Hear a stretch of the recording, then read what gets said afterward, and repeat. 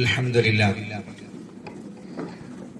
لله نحمده ونستعينه ونؤمن به ونتوكل عليه ونعوذ بالله من شرور أنفسنا ومن سيئات أعمالنا من يهده الله فلا مضل له ومن يضلله فلا هادي له ونشهد أن لا إله إلا الله ونشهد أن سيدنا ونبينا محمد صلى الله عليه وسلم اللهم صل وسلم وبارك على رسولك وحبيبك سيدنا ومولانا محمد اللهم رب اشرح لي صدري ويسر لي امري واحلل عقدة من لساني يفقهوا قولي.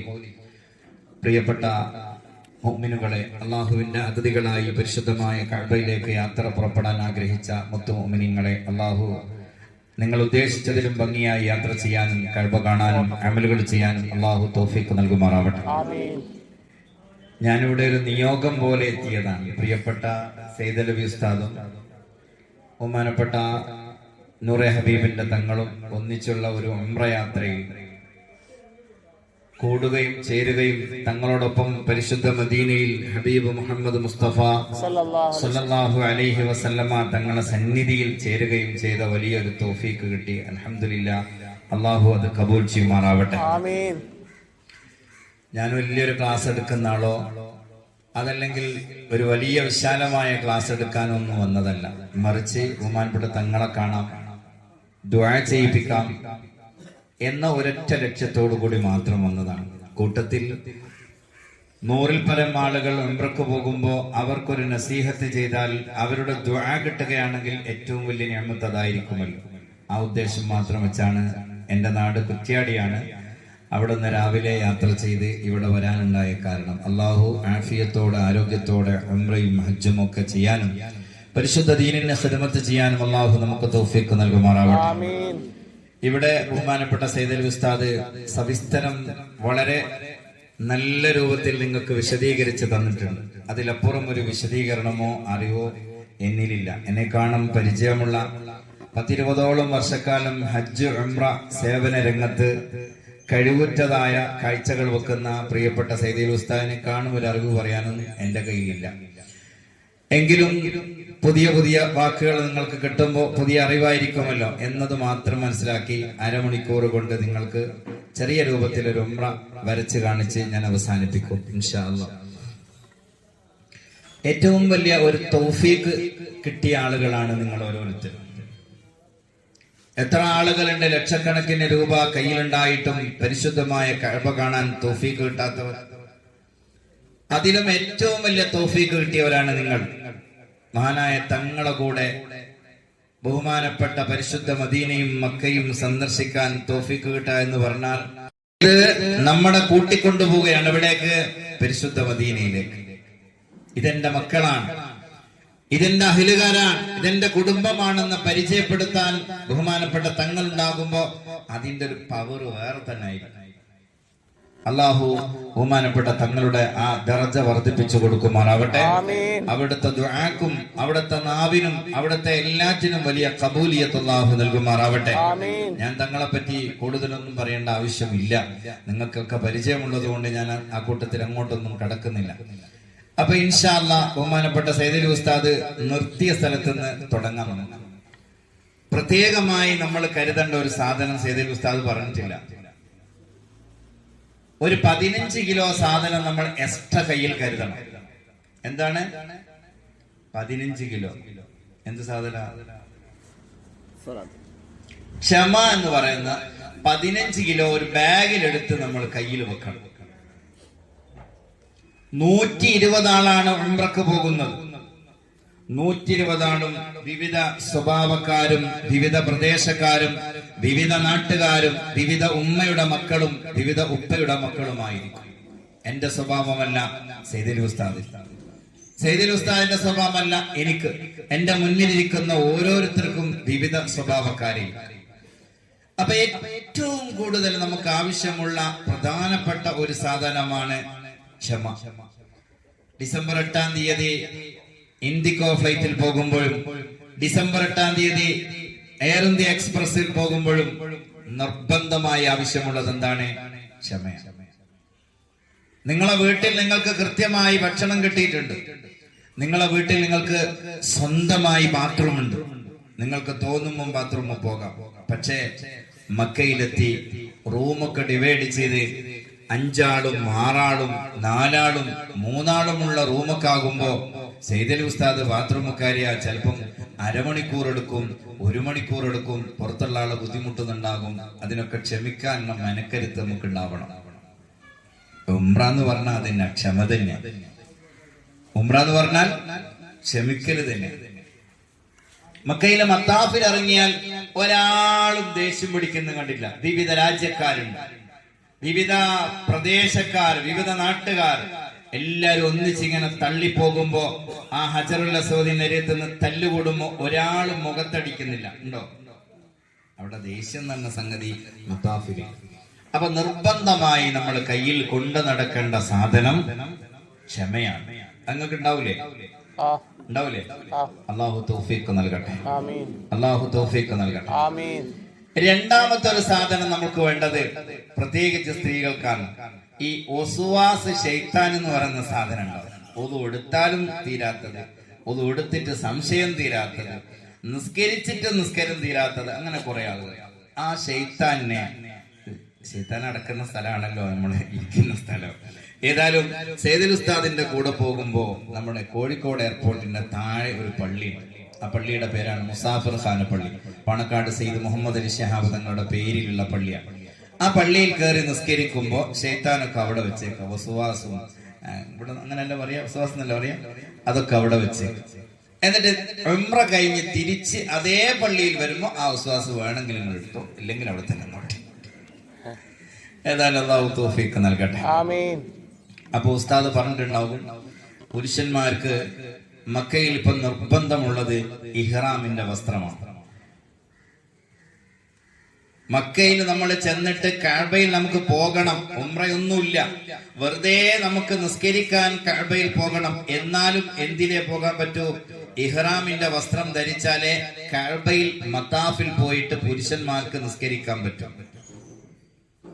അപ്പൊ നിങ്ങൾക്ക് ആവശ്യമുള്ള പ്രധാനപ്പെട്ട മക്കയിൽ നിങ്ങൾക്ക് ഉപയോഗിക്കാൻ ആവശ്യമുള്ളത് ഇഹ്റാമിന്റെ വസ്ത്രമാണ്. 2 ജോഡി നിർബന്ധമായും കയ്യിൽ കരുതണം. ഒന്ന് ഉടുക്കാനും ഒന്ന് പുതുക്കാനും. ഉസ്താദ് പറഞ്ഞിട്ടോ. പിന്നെയോ സാധാ ഡ്രസ്സ് അധികം വേണ്ട, 1 2 3 മതി. 3 വേണ്ട എന്നുള്ള അഭിപ്രായക്കാരനാണ്. കാരണം സാധാ ഡ്രസ്സ് ഇടാൻ അവിടെ നിങ്ങൾക്ക് സമയം ഉണ്ടാവില്ല. സ്ത്രീകൾക്കാണെങ്കിൽ ഉസ്താദ് പറഞ്ഞിട്ടുണ്ടാവും 3 പർദ അല്ലെങ്കിൽ 4 പർദ. അതിന്റെ നിങ്ങൾ ഇടുന്ന മക്കനയും മറ്റു കാര്യങ്ങളൊക്കെയാണ് വേണ്ടത്. ഈ മക്കന ധരിക്കുമ്പോ ഇപ്പൊ നിങ്ങൾ ധരിച്ച മക്കന ഉറത്തിലാണുള്ളത്.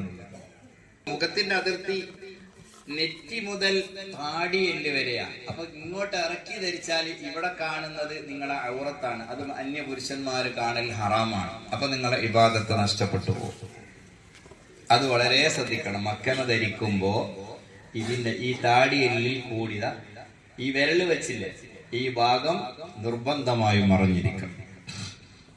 അതുപോലെ ഉംറക്ക് ഇഹ്റാം ചെയ്ത് കഴിഞ്ഞാൽ തലമുടി കാണാൻ പാടില്ല, തലമുടി പുറത്താകാൻ പാടില്ല, മക്കനക്ക് പുറത്തു ആടാൻ പാടില്ല. ചില പെണ്ണുങ്ങന്മാരൊക്കെ അശ്രദ്ധയായി ഇങ്ങനെ നടക്കുന്നുണ്ടാവും. മക്കനുണ്ട് ഇപ്പുറത്തുകൂടി ഇങ്ങനെ മുടി ഇങ്ങനെ പുറത്തു വന്നിട്ടുണ്ടാവും. അവരെ ഉംറന്റെ കാര്യം എന്താന്ന് പറയാൻ പറ്റൂല. അപ്പൊ ബോധോദയത്തിലായിരിക്കണം ഉംറ. എങ്ങനെ? ബോധോദയത്തിലായിരിക്കണം ഉംറ. ഏതോ ഗഫലത്തിൽ ഇങ്ങനെ നടന്നു പോകുന്ന ആളുകളാണ് ഉസ്താദ് പറഞ്ഞ പോലെ ഇങ്ങനെ നടക്കുന്നുണ്ടാവും. ഉസ്താദ് എവിടെ, നൂറെ ഹബീബ് എവിടെ, മക്കൻ എവിടെ ഒന്നും അറിയില്ല. പിന്നെ അതെല്ലാം കഴിഞ്ഞ് സാധുക്കളായ ഉസ്താദന്മാര് റൂമിൽ പോയിട്ട് ഒന്ന് കിടക്കട്ടെ എന്ന് വിചാരിക്കുമ്പോൾ കോള് വരുന്നുണ്ടാവും. ഉസ്താദ് ബാത്റൂം നമ്പർ 3 എടുത്തിട്ടുണ്ട് ഞാൻ, ഇല്ലെ 4 എടുത്തിട്ടുണ്ട് എന്ന് പറഞ്ഞ് വിളിക്കുന്നു. ഒന്നിച്ച് നടക്കുക. ഉസ്താദ് ഉണ്ടോ നോക്കുക, ഉസ്താദിന്റെ കൂടെ മക്കനുള്ള ആളുകൾ ഉണ്ടോ നോക്കുക. അപ്പൊ ഒരാളും വഴി തെറ്റില്ല. ശരിക്കും കൂട്ടം തെറ്റാതെ നടക്കണം. അല്ലാഹു തൗഫീഖ് നൽകട്ടെ. അങ്ങനെ നിങ്ങളൊന്ന് പോലെ. ഇനി ഇപ്പൊ നിങ്ങള് ഉസ്താദ് എത്തിച്ചത് എവിടെയാ? കോഴിക്കോട് എയർപോർട്ടിലായിരുന്നു നിങ്ങളുള്ളത് അല്ലെ? കോഴിക്കോട് എയർപോർട്ടിൽ നിന്ന് ജിദ്ദ എയർപോർട്ടിൽ എത്തിയിട്ടുണ്ട്. ജിദ്ദ എയർപോർട്ടിൽ നിന്ന് നിങ്ങൾ എവിടെ എത്തി? ഹറമിലെത്തിയിട്ടില്ല, റൂമിൽ നിന്ന് ഹറമിലേക്ക് പോവാണ്. കോഴിക്കോട് എയർപോർട്ടിൽ നിന്ന് നമ്മൾ ഉസ്താദ് നിയത്ത് വെച്ച് വരും. അഊദു ബില്ലാഹി മിനശ് ശൈത്വാനിർ റജീം ബിസ്മില്ലാഹിർ റഹ്മാനിർ റഹീം നവൈതുൽ ഉംറത വഅഹ്റംതു ബിഹാ ലില്ലാഹി തആല. ആ നിയത്ത് നമ്മൾ വെച്ചു. അങ്ങനെ നിയ്യത്ത് വെച്ച് കഴിഞ്ഞാൽ പിന്നെ നമ്മുടെ വായിന്ന് വരേണ്ടത് എന്താ? ലബ്ബൈക അല്ലാഹുമ്മ ലബ്ബൈക ലബ്ബൈക ലാ ശരീക ലക ലബ്ബൈക ഇന്നൽ ഹംദ വൻ നിഅമത ലക വൽ മുൽക ലാ ശരീക ലക. അങ്ങനെ ചൊല്ലിക്കൊണ്ടിരിക്കും. ലബ്ബൈക അല്ലാഹുമ്മ ലബ്ബൈക ലബ്ബൈക ലാ ശരീക ലക ലബ്ബൈക ഇന്നൽ ഹംദ വൻ നിഅമത ലക വൽ മുൽക ലാ ശരീക ലക. പിന്നെ ഇന്നക ഹമീദും മജീദ് വരെയുള്ള സ്വലാത്തില്ലേ? എവിടെയാ സ്വലാത്ത്? നമ്മൾ അത്തഹിയാത്ത് ചൊല്ലുമല്ലേ? അത്തഹിയാത്തുൽ മുബാറകാതുസ് സ്വലവാതു ത്വയ്യിബാതു ലില്ലാഹ് അസ്സലാമു അലൈക അയ്യുഹൻ നബിയ്യു വറഹ്മത്തുള്ളാഹി വബറകാതുഹു. അപ്പോ തൽബിയത്ത് ഇങ്ങനെ ചൊല്ലി അതിന്റെ ഇടയിൽ എന്ത് ചെയ്യണം? അല്ലാഹുമ്മ സ്വല്ലി അലാ സയ്യിദിനാ മുഹമ്മദിൻ വഅലാ ആലി സയ്യിദിനാ മുഹമ്മദ് എന്ന് തുടങ്ങുന്ന ഇന്നക ഹമീദും മജീദ് വരെയുള്ള സ്വലാത്ത് ഇങ്ങനെ ചൊല്ലുക. റബ്ബനാ ആതിനാ ഫിദ്ദുനിയാ ഹസന വഫിൽ ആഖിറതി ഹസനതൻ വഖിനാ അദാബന്നാർ. ഇതെവിടെന്നാ തുടങ്ങുന്നത്? കോഴിക്കോട് എയർപോർട്ടിൽ വെച്ച് നിയ്യത്ത് വെച്ച് തന്നാൽ പിന്നെ നമ്മൾ തുടങ്ങും. പിന്നെ നമ്മൾ വേറെ ഒന്നും സംസാരിക്കാം. നാട്ടിലെ ചിന്ത, നാട്ടിലെ കച്ചവടം, നാട്ടിലെന്തല്ലോ പ്രശ്നങ്ങളുണ്ട്. പക്ഷെ ഇഹ്റാമിനെ നിയ്യത്ത് വെച്ച് കഴിഞ്ഞാൽ പിന്നെ ദുനിയാവിടെ ഒഴിവാക്കിയിട്ട് നമ്മൾ എന്താ വേണ്ടത്? ആഖിറത്തിനെ പറ്റി, അള്ളാഹിനെ പറ്റി ചിന്തിച്ച് നല്ലപോലെ ദുആ ചെയ്യാം. അള്ളാഹു നമുക്ക് തൗഫീഖ് നൽകട്ടെ. അങ്ങനെ നിങ്ങൾ ഫ്ലൈറ്റിൽ കയറി ഇരുന്നതിന് ശേഷം ഇങ്ങനെ ആലോചിച്ചിങ്ങനെ പോകാനുണ്ടോ? ആ ആലോചിച്ചിങ്ങനെ പോകുന്നതിന്റെ അടുക്കാണ് നമ്മൾ മൂക്കിലൊന്നും ഇങ്ങനെ കൈയിട്ടൊരു മുടി ഇങ്ങനെ വറുത്തു. എന്നാൽ ഉംറ പോയി എന്നല്ല, ഫിദിയ കൊടുക്കേണ്ടി വരും. എന്താ ഉസ്താദേ ഫിദിയ കൊടുക്കേണ്ടത്? ഫിദിയ എന്ന് പറയുന്നത് ഒരൊട്ടകത്തിന് അറക്കണം, അല്ലെങ്കിൽ ഒരു ആടിന് അറക്കണം. ഈ ആടിന് അറക്കണം തന്നെ എത്ര പൈസ വേണ്ടി വരും? ഏകദേശം 500 റിയാല് വേണ്ടി വരും. നാട്ടിലെ പൈസ എത്രയാ? ഒരു 25,000 രൂപ കണക്കൂട്ടേണ്ടി വരും. അപ്പൊ അതുകൊണ്ട് മൂക്കിൽ നിന്ന് മുടി പറിക്കാൻ നിൽക്കണ്ട, പിരികം പറിക്കാൻ നിൽക്കണ്ട, മുടി കൊയ്യാൻ നിൽക്കണ്ട. എടുക്ക് സാധാരണ ടവലിട്ടല്ലേ? എല്ലപ്പോഴും ടവലിട്ടില്ല. കോഴിക്കോട് എയർപോർട്ടിൽ നിന്ന് ഇഹ്റാം ചെയ്താൽ ടവൽ എവിടെ വെക്കണം? ടവലും ഈ തുണിയും അടിയിലെ വസ്ത്രവും ബനിയനും ഒക്കെ എന്ത് ചെയ്യുക? ഒരു കവറിൽ ചുരുട്ടിയിട്ട് ഒരു സ്ഥലത്തേക്ക് കൊടുക്കുക. ഇനി ടവല് വേണ്ട. മക്കയിൽ നിന്ന് തിരിച്ചു പോരുന്നത് വരെ തലയിൽ തൊപ്പി വേണ്ട. സാധാരണ നിസ്കരിക്കുമ്പോൾ നമ്മൾ എന്താക്കലുണ്ട്? പിന്നെ തലയിൽ മറച്ചിട്ട് നിസ്കരിക്കൽ. ഉംറക്ക് ഇഹ്റാം ചെയ്താൽ നമുക്ക് അതിന്റെ ആവശ്യമില്ല. എന്റെ കൂടെ കഴിഞ്ഞ പ്രാവശ്യം വന്ന ഒരു ഹാജി തവാഫ് 3 പ്രാവശ്യം 4 പ്രാവശ്യം ഞാൻ ചെയ്ത് തിക്കും തിരക്കിലായിട്ട് അയാൾക്ക് വയ്യ. എന്നിട്ട് അയാൾ റൂമിലേക്ക് വന്നപ്പോൾ നമ്മൾക്ക് ഇങ്ങനെ ഭക്ഷണം കഴിക്കാൻ ഇരുന്നിട്ടുണ്ട്. ഞാനിവിടെ ഉണ്ട്, അയാൾ ഇവിടെ ഉണ്ട്, വേറെ ആളുണ്ട്. അപ്പൊ ഞാൻ ഈ നിങ്ങൾ ഉംറ കഴിഞ്ഞു? ഓ ഉംറ കഴിഞ്ഞു. എത്ര? 3 തവാഫ് കഴിഞ്ഞു. ബാക്കിയൊന്നും ചെയ്തിട്ടില്ല. കുപ്പായ ഇട്ടിട്ടുണ്ട്, ബനിയൻ ഇട്ടിട്ടുണ്ട്, തൊപ്പി ഇട്ടിട്ടുണ്ട്. പറ്റൂല. ഉംറ പൂർത്തിയാവാതെ, തഹല്ലുലാവാതെ കുപ്പായവും തലമറക്കലും അടിവസ്ത്രയിടലും ബനിയനിടലും പുരുഷന്മാർക്ക് പാടില്ല. അങ്ങനെ ഇട്ട് കഴിഞ്ഞാൽ ഫിദിയ കൊടുക്കേണ്ടി വരും. അപ്പൊ സാധാരണഗതിയിൽ ഇടുന്നുകൊണ്ട് സാധാരണ ബാത്റൂം പോകുമ്പോൾ നമ്മുടെ തലമറക്കലുണ്ട്. ഉംറക്ക് പോയി കഴിഞ്ഞാൽ ഇഹ്റാം ചെയ്ത് കഴിഞ്ഞാൽ ബാത്റൂം പോകും, തലമറക്കാൻ പാടില്ല. റൂമിലെത്തി നമ്മൾ ഭക്ഷണമൊക്കെ കഴിച്ച് ഒന്ന് ബാത്റൂമിൽ പോകണമെന്ന് വിചാരിച്ചു. അപ്പൊ തലയിലെടുത്തിട്ട് തല കെട്ടിട്ട് പോകാൻ പറ്റുമോ? പറ്റൂല. മനസ്സിലാകുന്നില്ല നിങ്ങൾക്ക്? അപ്പൊ അങ്ങനെ നമ്മൾ കോഴിക്കോട് എയർപോർട്ടിൽ വെച്ച് ഇഹ്റാം ചെയ്തു, ഫ്ലൈറ്റിൽ കയറി. നേരത്തെ ഉസ്താദ് പറഞ്ഞതുപോലെ നമ്മുടെ ബസ് കുറെ ആളുകൾ ഉള്ളതുകൊണ്ട് ബസ്സിന്റെ അടയാളപ്പെടുത്തിയിട്ടുണ്ട്. 1-ാം നമ്പർ ബസ്, 2-ാം നമ്പർ ബസ്. ആ ബസ്സിൽ നമ്മൾ കയറി റൂമിലെത്തി, റൂമൊക്കെ കൊടുത്തു. അവിടെ ഇതൊക്കെ പറഞ്ഞാൽ അവിടെ ചെന്നാലുണ്ടൊരു റൂം കൊടുക്കുന്ന സമയത്ത് ഒരു വർത്താനം. ഞാനും എന്റെ ഓളും ഉണ്ട്, എന്റെ കുട്ടികൾ ഓലല്ല, ഞങ്ങൾ ഒന്നിച്ചായിക്കോട്ടെ ഉസ്താദേ. അത് പറ്റൂല. ആണുങ്ങൾക്ക് വേറെ റൂമാണ്, പെണ്ണുങ്ങൾക്ക് വേറെ റൂമാണ്. ആണും പെണ്ണും മിക്സ് ആക്കിയിട്ട് റൂം കൊടുക്കാൻ കഴിയൂല. കാരണം നിങ്ങളും നിങ്ങളെ ഭാര്യയുണ്ട്. ഇനി ആ റൂമിൽ ഞാൻ വേറെ 5-6 ആളെയും കൂടി പെടുത്തിയാൽ അന്യ പെണ്ണുങ്ങൾ ഉണ്ടാവും. പറ്റോ? അപ്പൊ ഇവിടെ തന്നെ തീരുമാനിക്കാം. പെണ്ണുങ്ങളെല്ലാം ഒരു ഭാഗത്തായിരിക്കും, ആണുങ്ങൾ വേറെ റൂമിലായിരിക്കും. ഇരിക്കട്ടെ. അങ്ങനെയൊക്കെ റൂമൊക്കെ ചെയ്തതിന് ശേഷം ഞങ്ങൾ റൂമിൽ നിന്ന് ഭക്ഷണം കഴിച്ചു. അവിടെ ഭക്ഷണം ഉണ്ടാവും. ഭക്ഷണം നിർബന്ധമായും കഴിക്കണം. സാധാ ഭക്ഷണം കിട്ടും, കഞ്ഞി കിട്ടും, എല്ലാ സാധനവും അവിടെ കിട്ടും. യാതൊരു പ്രശ്നവും ഉണ്ടാവും. ഭക്ഷണമൊക്കെ കഴിച്ചതിന് ശേഷം നമ്മൾ ഒന്നിച്ച് മക്കത്തേക്ക് പോവാണ്. എവിടത്തേക്ക്? ഹറമിലേക്ക്. താമസം ഏകദേശം എന്റെ അഭിപ്രായത്തിന് ഇവിടുന്ന് നോക്കിയാൽ, അഥവാ ഈ റോഡിൽ നമ്മൾ വണ്ടി പാർക്ക് ചെയ്ത് വരുന്ന അത്രയും ദൂരം ആ ഹറമുന്നുണ്ടാവും. ഇവിടുന്ന് വണ്ടി പാർക്ക് ചെയ്ത റോഡ് ഇങ്ങോട്ട് ഇറങ്ങി വരുന്നില്ലേ, അത്ര ദൂരം ഉണ്ടാവുന്നതാണ് എന്റെ കാഴ്ചപ്പാട്. ഇക്കാമത്ത് കൊടുത്താൽ, ഹറമില് ബാങ്കും ഇക്കാമത്ത് കൊടുത്താൽ ഒദു ചെയ്ത് നമുക്ക് ജമാഅത്തിന് പള്ളി എത്തിപ്പെടാൻ പറ്റും. അതുപോലെ അതല്ല നമുക്ക് ആവശ്യം. അപ്പൊ നമ്മള് റൂമിൽ നിന്ന് ഇറങ്ങി ഒന്നിച്ചാണ് ഇറങ്ങുന്നത്. 2-3 ഗ്രൂപ്പ് ഉണ്ടെങ്കിലും എല്ലാ ഗ്രൂപ്പിനെയും ഒന്നിപ്പിച്ചുകൊണ്ട് ഓരോരോ ഉസ്താദുമാര് നിയന്ത്രിച്ച് ഒന്നിച്ച് പോവും. അപ്പൊ നമ്മൾ ഇങ്ങനെ ചെല്ലും. എന്തേലു എന്താ ചെല്ലുക? ലബ്ബൈക അല്ലാഹുമ്മ ലബ്ബൈക ലബ്ബൈക ലാ ശരീക ലക ലബ്ബൈക ഇന്നൽ ഹംദ വന്നിഅമത ലക വൽ മുൽക ലാ ശരീക ലക. ആ തൽബിയത്ത് ഇങ്ങനെ ചൊല്ലി നമ്മൾ കഅബയിലേക്ക് പോവാണ്. കഅബയിൽ നമ്മൾ ഇറങ്ങി വരുന്നത്, കഅബക്ക് 4 മൂലയുണ്ട്. ഒരു മൂലയാണിത്. ഈ മൂലയുടെ പേരാണെന്ത്? റുക്നുൽ യമാൻ. ഈ മൂലയുടെ പേരാണ് ഹജറുൽ അസ്വദ് നിൽക്കുന്ന മൂല. ഈ മൂലയിലാണ് എന്തുള്ളത്? ഇത് കഅബയുടെ വാതിലാണ്. ഇതെന്താണ്? കഅബയുടെ വാതിൽ. ഈ ഹജറുൽ അസ്വദിന്റെയും കഅബയുടെ വാതിലിന്റെയും ഇടയിലായിട്ട് ഒരു സ്ഥലമുണ്ട്. 4 വിരലിന്റെ അടയാളത്തിൽ അത്രേ ഉണ്ടാവും. ആ സ്ഥലത്തിന്റെ പേരാണെന്ത്? മുൽത്തസിം. എന്ത് ദുആ ചെയ്താലും ഉത്തരം കിട്ടുന്ന മൂല. പിന്നെ ഇറാഖി. പിന്നെ ഇവിടെ വന്നു കഴിഞ്ഞാൽ ഇങ്ങനെ ഇങ്ങോട്ടായിട്ട് സ്ഥലമുണ്ട്. ഈ സ്ഥലത്തിന്റെ പേരാണ് ഹിജ്ർ ഇസ്മായിൽ. എന്താ പറയാ? നിങ്ങൾ അവിടെ പോയാൽ കാണാം, ഇത്രയും ഭാഗം ഇങ്ങനെ കെട്ടി വെച്ചിട്ട് ഇങ്ങനെ ഉയർത്തി വെച്ചിട്ടുണ്ടാവും. കുറെ കഴിയുമ്പോൾ പെണ്ണുങ്ങന്മാർ ചോദിക്കും, ഉസ്താദേ ആ കെട്ട് എന്തായിരുന്നു? ആ കെട്ട് എന്തായിരുന്നു? ഹിജ്ർ ഇസ്മായിൽ. എന്തായി ഹിജ്ർ ഇസ്മായിൽ എന്ന് പറഞ്ഞാൽ? കഅബയുടെ ഉള്ളാണ് ഹിജ്ർ ഇസ്മായിൽ. കഅബയുടെ ഉള്ളിൽ. ഇതിന്റെ ഉള്ളിൽ ഒരാൾക്കും കയറാൻ കഴിയില്ല, സ്ത്രീകൾക്ക് പ്രത്യേകിച്ച് കയറാൻ കഴിയില്ല. ഇതിന്റെ കഅബയുടെ ഉള്ളിൽ ഈ വാതിൽ തുറന്നാൽ ഇതിന്റെ ഉള്ളിൽ കയറി പോകാൻ പറ്റും. ഇതിന്റെ ഉള്ളിൽ ശുദ്ധിയാക്കുന്ന തൗബയുടെ വാതിലൊക്കെ ഉണ്ട്. പക്ഷെ അതിന്റെ ഉള്ളിൽ ആണുങ്ങൾക്ക് പ്രവേശനമുള്ളൂ, സ്ത്രീകൾക്ക് കയറാൻ പറ്റൂല. അപ്പൊ ആയിഷ ബീവി റളിയല്ലാഹു തആല അൻഹ പറഞ്ഞു നബി തങ്ങളോട്, ഒരിക്കൽ എനിക്ക് കഅബന്റെ ഉള്ളിൽ പോകണം, കഅബന്റെ.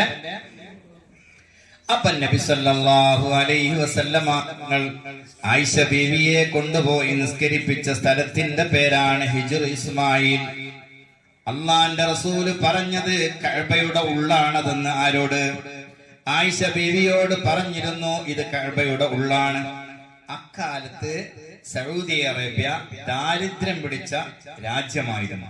അതുകൊണ്ട് കഅബ പുതുക്കി പണിയുമ്പോ ഈ ഭാഗം കൂട്ടി കഅബ ചേർക്കാൻ അവർക്ക് പറ്റിയില്ല. ഈ ഭാഗം ചേർക്കാൻ പറ്റിയില്ല. അപ്പൊ അതുകൊണ്ട് ഒരു കെട്ടിങ്ങനെ വെച്ചിട്ടുണ്ട്. ഇതിന്റെ ഉള്ളിൽ നിന്ന് നിസ്കരിച്ചാൽ കഅബയുടെ ഉള്ളിൽ നിന്ന് നിസ്കരിച്ചതിന്റെ പ്രതിഫലം കിട്ടുമെന്ന് മുഹമ്മദ് മുസ്തഫ സല്ലല്ലാഹു അലൈഹി വസല്ലം. പുരുഷന്മാർക്ക് രാത്രി 11 മണി മുതൽ 12-1 മണി വരെയുള്ള സമയം. സ്ത്രീകൾക്കാണെങ്കിൽ രാവിലെ 8 മണി മുതൽ 11 മണി വരെ, 12 മണി വരെ അവിടെ പോലീസിന്റെ എസ്കോർട്ടോടുകൂടി നിസ്കരിപ്പിക്കുന്നുണ്ട്. അപ്പൊ സുബഹി നിസ്കാരത്തിനോ തഹജ്ജുദ് നിസ്കാരത്തിന്റെ സമയത്തോ അവിടെ എത്തിയാൽ നിങ്ങൾക്ക് ഇതിന്റെ ഉള്ളിൽ നിസ്കരിക്കാൻ പറ്റും. അത് എന്റെ ഇടക്ക് പറഞ്ഞെന്ന് മാത്രം ഇരിക്കട്ടെ. അപ്പോ നമ്മൾ ഇറങ്ങി വന്ന മൂല ഏതായിരുന്നു?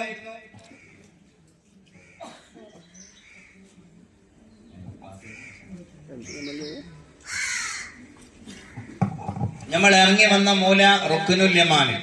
റുക്നുൽ യമാനിന്റെ മൂല എത്തുമ്പോ എല്ലാവരോടും ഉസ്താദ് അവിടെ പറയും നിർത്ത്.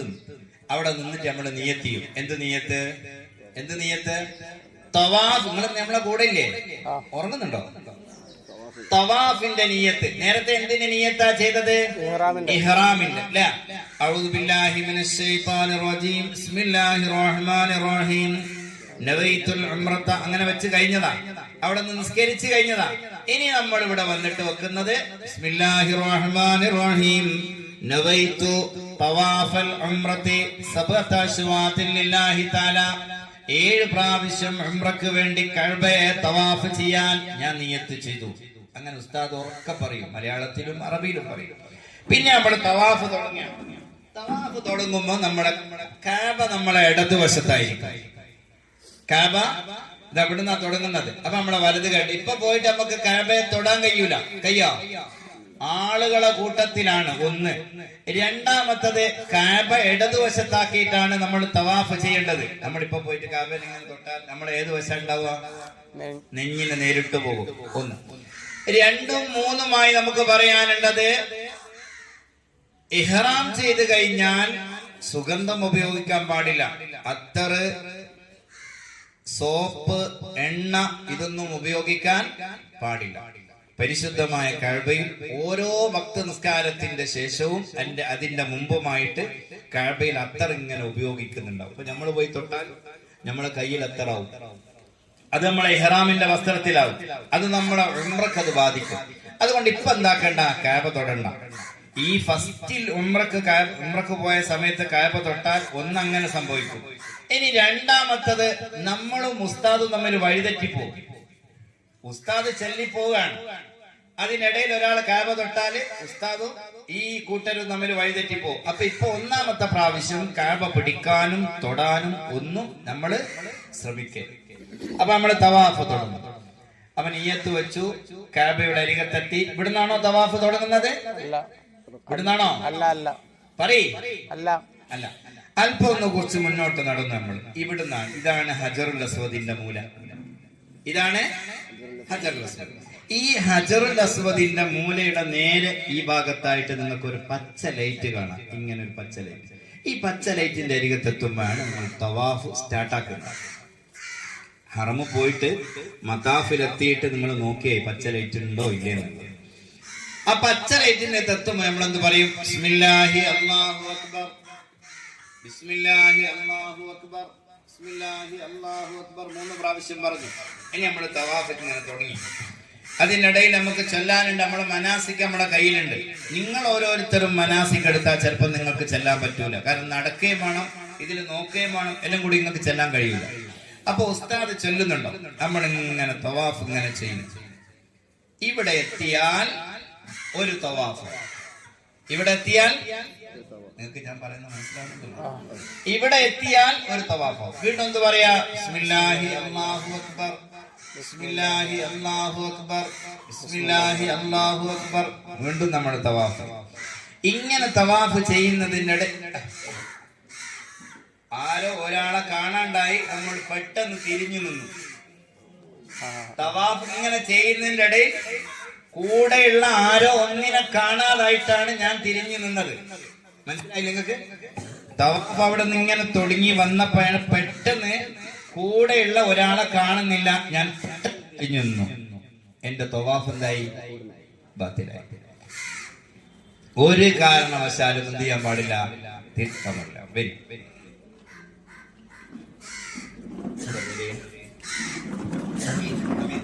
ഈ അമീർക്ക് ഞാനും കൂടി, അമീർക്കാക്ക് കുറച്ച് നടക്കാനോ അല്ലെങ്കിൽ എന്തെങ്കിലും പ്രയാസമുണ്ട്, അല്ലെങ്കിൽ ഒരു പെണ്ണുങ്ങളാണ് കുട്ടിക്കോ, അല്ലെങ്കിൽ അമീർക്കാക്ക് എന്തെങ്കിലും ഒരു എന്താ പറയാ പെട്ടെന്ന് നടക്കാൻ പറ്റാത്ത പ്രശ്നമുണ്ട്.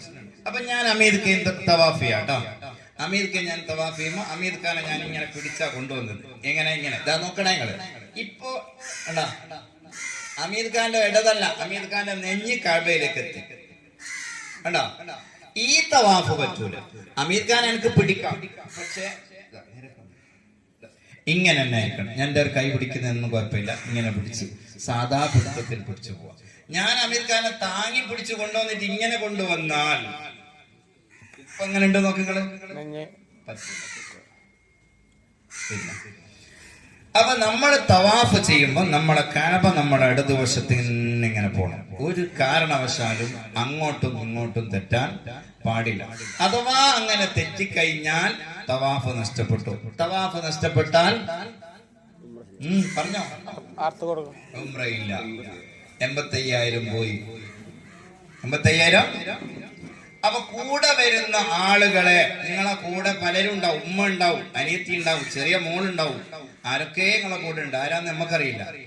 ആരുണ്ടായാലും പരിശുദ്ധമായ കഅബയിൽ ഇറങ്ങിക്കഴിഞ്ഞാൽ തവാഫിൽ അതൊരു മഹ്ശറയാണ്. എന്റെ ഇബാദത്തിന് കേടുപാടുന്ന ഒന്നും ഉണ്ടാവരുത് എന്ന നിയ്യത്തോടുകൂടി ഇറങ്ങും മുമ്പേ അവരോട് പറയണം, തവാഫ് നിങ്ങൾ ശ്രദ്ധിക്കണേ, നിങ്ങൾ ഓരോരുത്തർ ശ്രദ്ധിക്കണേ.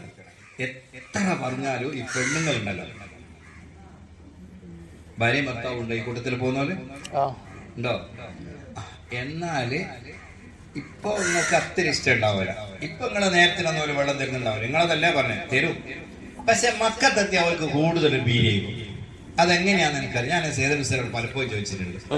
നാട്ടിലില്ലാത്തൊരു പ്രേമം കൂടുതലാണ് കാബെത്തി കഴിഞ്ഞാൽ. കാണാൻ ഒരു നോക്കി നടക്കല് പോലെ കണ്ടില്ല, ബേജാറ്, അട്ടാഹവും ഞങ്ങൾക്ക് പറയാ അട്ടയ്ക്കാന്നൊക്കെ പറയും. കരച്ചിലും ബനിയൊക്കെ. ഒരാൾ നിങ്ങളൊരു കാര്യം ചെയ്യണ്ട. നിങ്ങളെ 120 ആളെ കൊണ്ടുപോയാലും 200 ആളെ കൊണ്ടുപോയാലും ആരെ കാണാതായാലും ഉത്തരവാദി ഇരിക്കുന്ന ആളാണ്. ഒരാളെ നിങ്ങൾ തരാൻ പോണ്ട. നിങ്ങളാരെയും പറയും. നിങ്ങൾ പറഞ്ഞോ ഒരാളെ തരേണ്ട.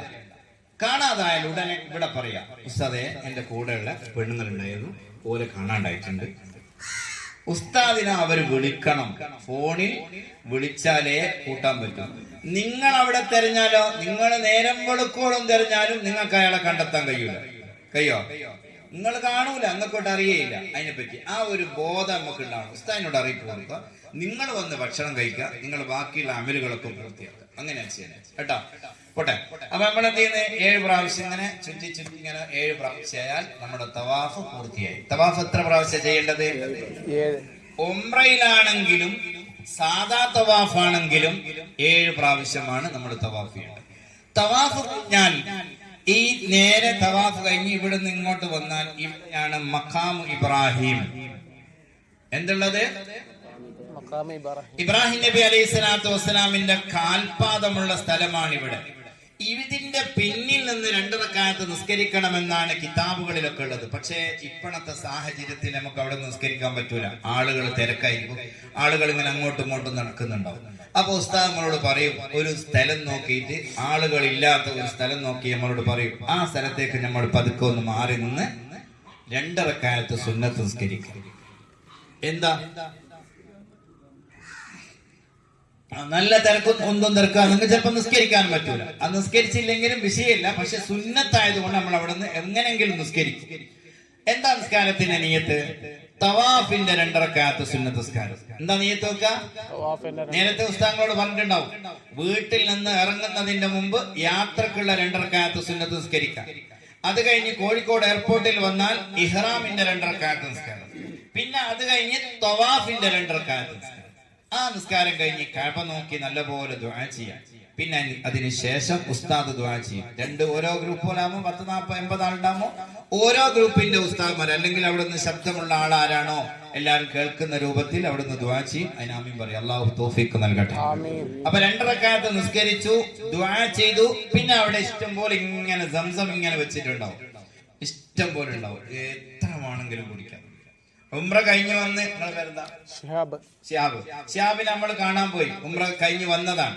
അപ്പൊ ഉംറ ഓൻ ചെന്നാല് ചെറിയൊരു ക്ലാസ്സിന് ഒരു 1/2 ഗ്ലാസ് വെള്ളവും തരും, 2 ഈത്തപ്പഴവും തരും.